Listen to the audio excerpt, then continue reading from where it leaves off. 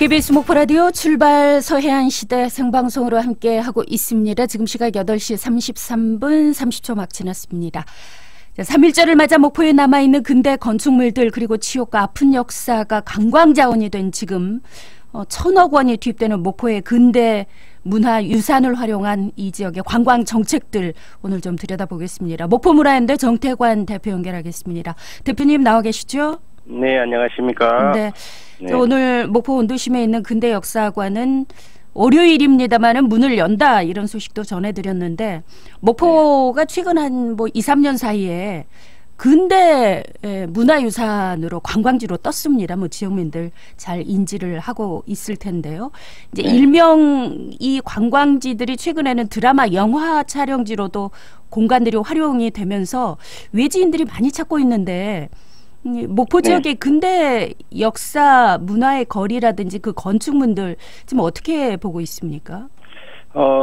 최근에 그 영화를 통해서 각광을 받던 것이 1897 영화 연인의 슈퍼 아닙니까? 네, 시와 골목과 연결이 됐는데 1987. 네, 1987. 네, 죄송합니다. 그리고 목포 영웅 롱이 브로트 킹이라든가 특히 이제 드라마가 좀 유행했던 호텔 델루나 작년 최근에 했던 도도솔솔 나라솔 이렇게 많은 이제 드라마 촬영 또 영화 촬영이 돼서 특히 젊은 층들에게 이제 유명한 영화 배우라든가 탤런트들이 이렇게 촬영함으로써 많은 좀 인기를 끌고 있다고 보고 있습니다. 네. 아무래도 지역에서는 목포시도 그렇고요. 관광 정책이 지역 경제에 도움이 되니까 이걸 이제 관광 자원으로 잘 활용을 하면 이게 경제에도 도움이 되겠구나 이런 측면들이 강조돼서 좀 아쉬운 특히나 이제 문화 측면으로 연구를 하고 지역에서도 활동을 하고 있으니까 관심이 많으실 것 같은데 오늘이 이제 3.1절이니까 이거 역사적인 측면으로 보면 관광과 역사 어떻게 가야 되느냐 고민이 좀 많으실 것 같아요. 네.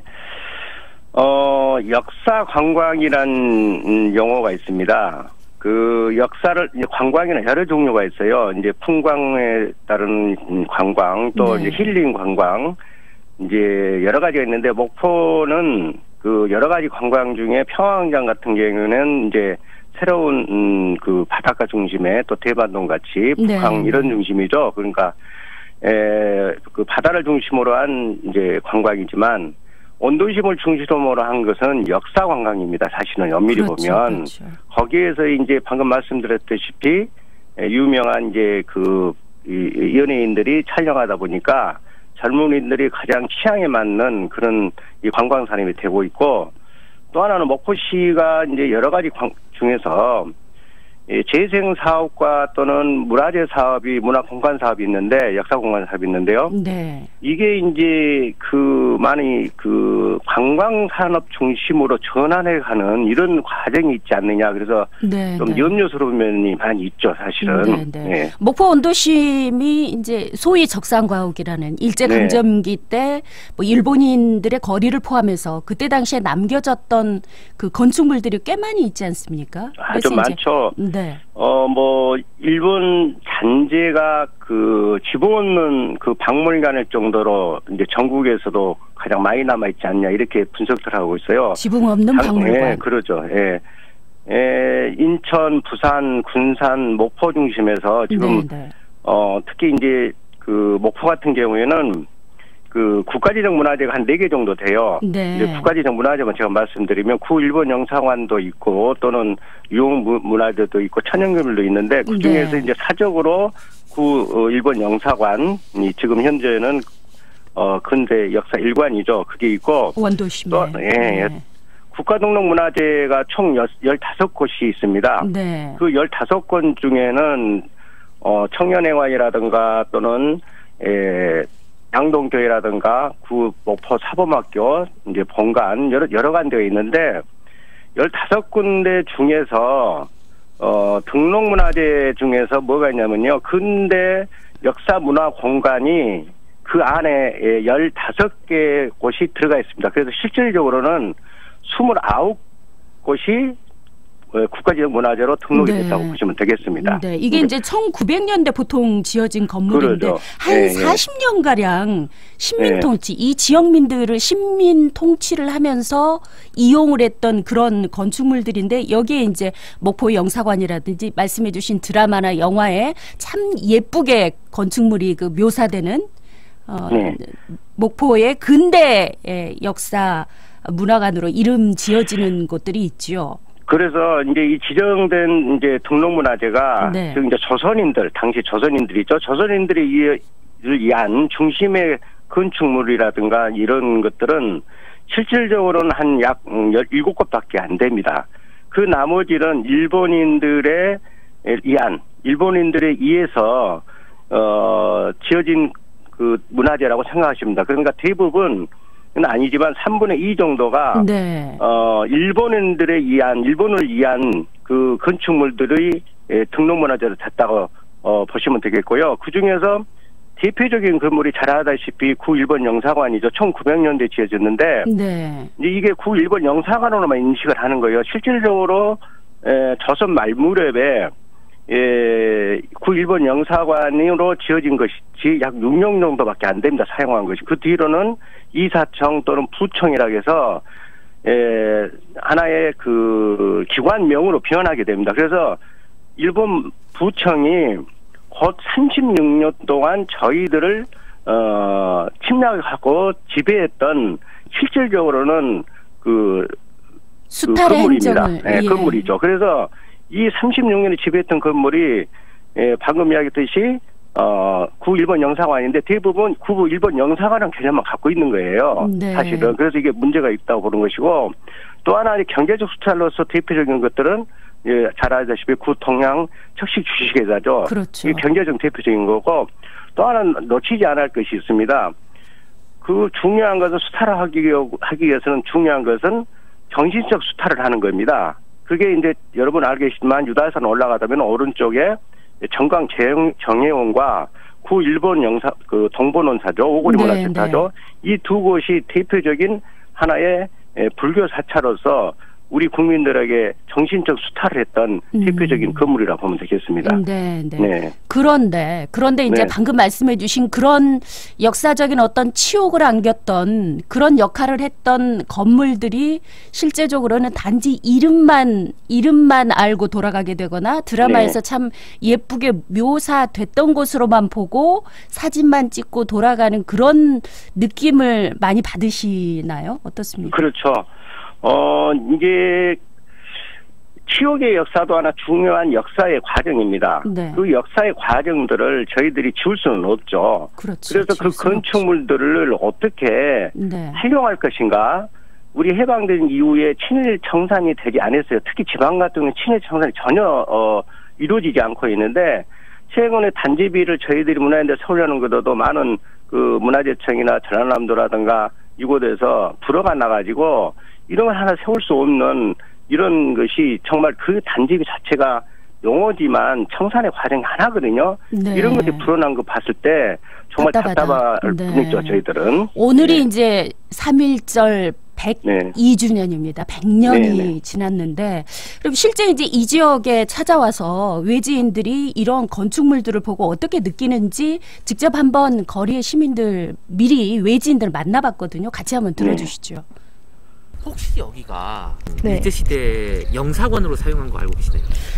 오늘 와가지고 읽어보고 알았어요. 저는 일단은 사실 외관 때문에 보고 온 거긴 한데 이제 안에 보고 이렇게 우리나라 사람들이 일제 좀 힘들었구나라는 걸 알았어요. 오늘 목포에 볼 일이 있어서 왔다가 친구가 목포 투어 시켜준다고 한 김에 점심 먹고 이게 호텔 델루나 촬영지로 이제 유명한 거를 인스타그램 통해서 알아서 이제 오게 됐어요. 친구가 설명해 준 건데 여기 올 때 일직선으로 올라오지 말게 이렇게 돌아서 올라와라 이런 길을 만들어줬다고 하더라고요. 그래서 그런 거 처음 알아서 좀 놀랬고 위를 이렇게 올려다보게 일부러 높게 만든 건 그런 부분에서 좀 그런 잔재들이 남아있는 걸 좀 확인할 수 있었어요. 네. 이쪽 지역에 전북에서 온 그 대학생들, 대학원생이라고 저는 들었는데요. 이제 우리 리포터가 취재를 했는데 실제 와서 이제 보고 실제 정보가 많이 부족하구나.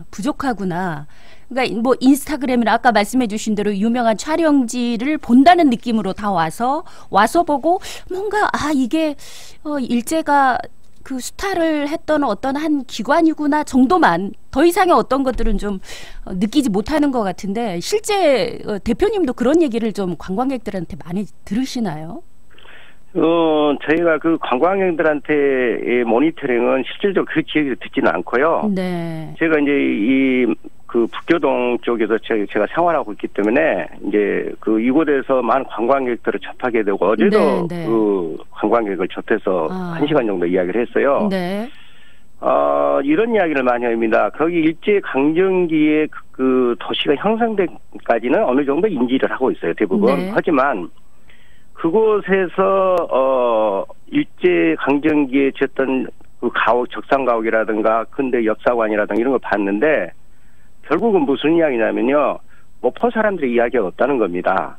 목포 사람 이야기가 없다는 것은 일제 잔재만 온통 우리 목포의 근대 문화유산이 되어 있다는 거예요. 그러면 목포 사람들의 이야기는 어디 갔고 목포의 저항한 이야기는 어디 갔냐. 네. 그래서 이 북교동에 오면 그때사 이게 이제 문학에 많은 산실이 있고 또 청년회관이라는 저항이 있었고 좀 거리는 멀지만 정명요고라든가 양동계까지 가기는 한계가 있어요. 여러 가지. 그래서 그걸 어제 관광용 부부께서도 그 말씀 하시는 거예요. 역사 일관 가봤는데 일본 건축물밖에 볼 수가 없다. 여기 와서 보니까 수탈만 했더라. 목포 사람들의 이야기를 들을 수 있고 목포 사람들의 삶을 들을 수 있어서 너무 좋다.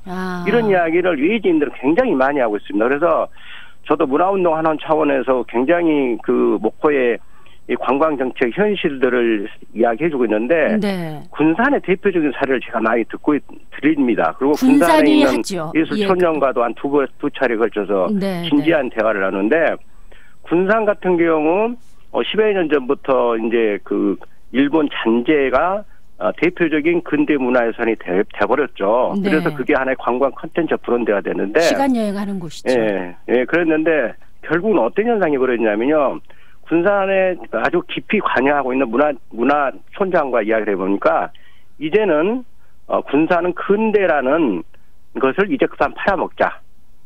이렇게 결론을 내고 있답니다. 관광에서. 그래서 새로운 방향을 정책으로, 문화정책으로 가자. 이런 방향을 갖고 있는데, 목포는 이제야 근대 일제를 이제 팔아먹기 시작한 거예요. 그래서 참 제가 목포인으로서 답답하게 느낍니다.